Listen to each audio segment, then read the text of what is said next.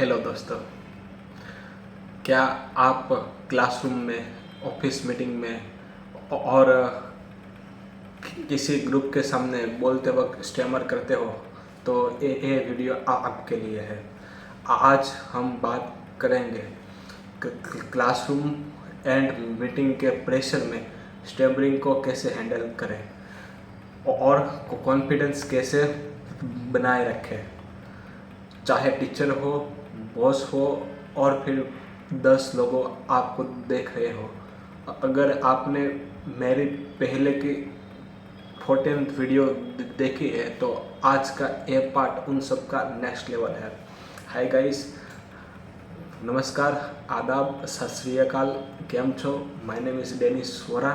मैं भी एक स्टैमर करता हूँ और आज मैं इसी के बारे में बात करने वाला हूँ कि क्लासरूम एंड मीटिंग के प्रेशर को हम स्टैमरिंग को कैसे हैंडल करें। पहला होता है क्लासरूम का डर।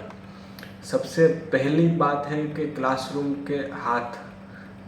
क्लासरूम में हाथ खड़े करने से पहले ही सोच आती है कि अगर स्टैमरिंग हुई तो क्लास हंस देगी, तो टीचर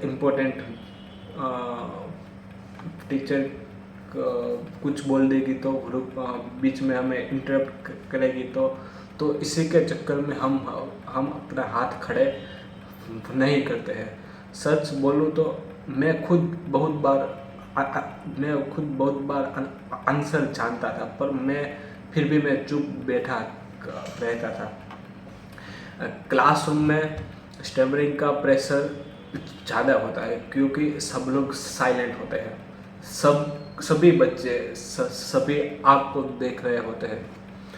टीचर का टाइम भी लिमिटेड होता है और यहाँ पे हम सबसे पहली गलती क्या होती है पता है? कि हम फास्ट बोलने की कोशिश करते हैं और हम फास्ट बोलने में ही हमारी स्टैमरिंग बढ़ जाती है।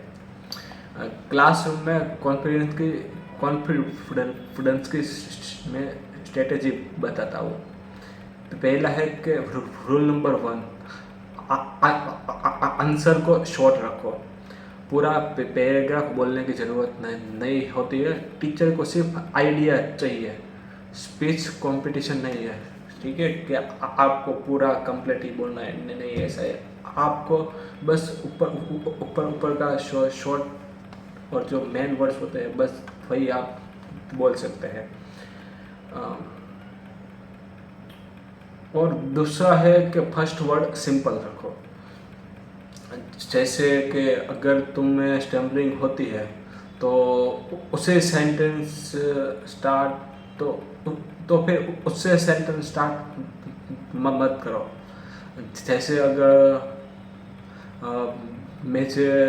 मुझे बिकॉज बोलने में स्टैमरिंग होती है तो मैं अपना सेंटेंस बिकॉज से स्टार्ट नहीं करूँगा, मैं कुछ और शब्द से स्टार्ट करूँगा, ठीक है? मतलब सिंपल वर्ड दूंगा। तीसरा है आई कांटेक्ट का प्रेशर कम करो। टीचर की आंखों में देखना जरूरी नहीं है, नोटबुक, बोर्ड, बेंचेस की साइड देख सकते हो। कॉन्फिडेंस का मतलब परफेक्ट स्पीच नहीं होता है। आपको टीचर की आंखों में आंखें डाल के हमें पूरा आंसर देने की ज़रूरत नहीं है। आप थोड़े से इधर उधर भी देख सकते हो, आप दोस्त के सामने देख सकते हो, अपने स्टूडेंट के सामने। और फिर मीटिंग का रियल प्रेशर के अब हम बात करते हैं कि ऑफिस के मीटिंग में स्टैमरिंग ज़्यादा हिट करती है क्योंकि सामने बॉस बैठा होता है, सभी लोग प्रोफेशनल होते हैं, टाइम का भी प्रेशर होता है। और मीटिंग में सबसे डेंजरस थॉट होता है कि सभी लोग अपनी फ्लुएंसी के साथ बोल रहे होते हैं और सिर्फ हम ही होते हैं जो हम अटक जाते हैं। और इसी कंपेरिजन के कारण से हमारा कॉन्फिडेंस नीचे गिरता है और नीचे गिरता है तो फिर हमारा स्टैमरिंग होता है। और सच यह बात है कि मीटिंग में लोग कंटेंट सुनते हैं, ठीक है? स्पीड नहीं, हमें स्पीड में बोलने की ज़रूरत नहीं है। अगर आपका आइडिया स्ट्रॉन्ग है 2 सेकंड की स्टैमरिंग का कोई इश्यू नहीं है। आपका आइडिया, आपका कंटेंट ही स्ट्रॉन्ग है तो फिर हमें कंटेंट की और मीटिंग में भी सभी लोग कंटेंट सुनते हैं, स्पीड पे मायने नहीं रखते हैं। मीटिंग में कॉन्फिडेंस की टेक्निक है कुछ में वो मैं बताता हूँ। पहली टेक्निक है कि पहले से रिहर्सल मत करो। रिहर्सल मतलब मैं कि पूरे के पूरे हमें स्क्रिप्ट पढ़ने की ज़रूरत, मतलब उस टाइप की रिहर्सल की बात कर रहा हूँ। पूरे के पूरे रिहर्सल करने की ज़रूरत नहीं है। कुछ की पॉइंट हम नोट डाउन कर सकते हैं जिसकी वजह से प्रेशर नहीं आता। दूसरी टेक्निक है कि आप बोलने से पहला पॉज लो। 1 सेकंड का पॉज लेना वीकनेस नहीं है। बोलने से पहले हर मीटिंग में हर सेंटेंस पे 1 सेकंड का पॉज लो। जिससे पॉज से क्या होता है, हमारा ब्रीथ कंट्रोल होता है, हमारा माइंड शांत रहता है और फर्स्ट वर्ड स्मूथ ही आता है। टेक्निक तीसरी है कि लेट मी एक्सप्लेन का यूज़ करो। जब भी अटकने का डर हो, जब भी अटकने का डर आपके मन में आए तो फिर सीधा बोलो, let me explain this in a simple words. तो फिर इससे क्या होगा कि आपके सेंटेंस से जो फ्लो होगी वो ऑटोमेटिकली स्मूथ हो जाएगी। ठीक है, एक कुछ एक्स्ट्रा सेंटेंस से, एक कुछ एक्स्ट्रा वर्ड से आपकी जो फ्लुएंसी होती है, जो आपकी बोलने की स्पीड में जो स्मूथनेस आती है, वो स्मूथनेस आती है। क्या कि जब भी आपको अटकने का डर हो तो सीधा बोलो कि let me explain this thing in a simple word. Okay, इतना सेंटेंस बोल के आप अपनी बात कंटिन्यू कर सकते हो। चौथा टेक्निक है कि आप अपनी स्टैमरिंग से मत लड़ो। जब हम स्टैमरिंग से लड़ते हैं तो फिर वो और ज़्यादा हमें प्रेशराइज करती है और प्रेशर की वजह से हम ज़्यादा, हमारा खुद के ऊपर कंट्रोल नहीं रहता और कंट्रोल नहीं रहने की वजह से माइंड और स्पीच का कोऑर्डिनेशन बिगड़ता है, जिसकी वजह से और भी ज़्यादा स्टैमरिंग होने के चांस है। फिर है एक बात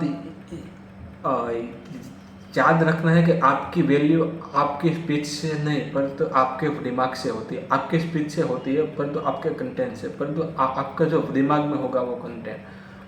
वर्ल्ड में बहुत सारे सक्सेसफुल लोग हैं जो स्टैमर करते थे लेकिन उन्होंने बोलना छोड़ा नहीं है। क्लासरूम हो, मीटिंग हो, अगर आप बोलना बंद कर दोगे तो दुनिया आपको सुनाने का चांस नहीं देगी। तो फिर आप अपना पॉइंट रखो दुनिया के सामने, ठीक है। और अगर आप क्लासरूम और मीटिंग में स्ट्रगल करते हो तो फिर समझ लो कि आप अकेले नहीं हो।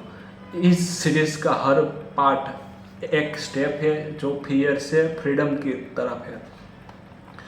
तो फिर अगर ये वीडियो आपको थोड़ा सा भी हेल्पफुल लगा हो तो फिर एक लाइक करो, शेयर, कमेंट करो कि और कमेंट करो और इस जर्नी का हिस्सा बनो। नेक्स्ट पार्ट में हम बात करेंगे, मैं कुछ दूसरा टॉपिक लेके आऊँगा। तब तक स्लो बोलो, एक्सेप्ट करो, कॉन्फिडेंस रखो, ठीक है। मिलते हैं नेक्स्ट वीडियो में। Thank you guys.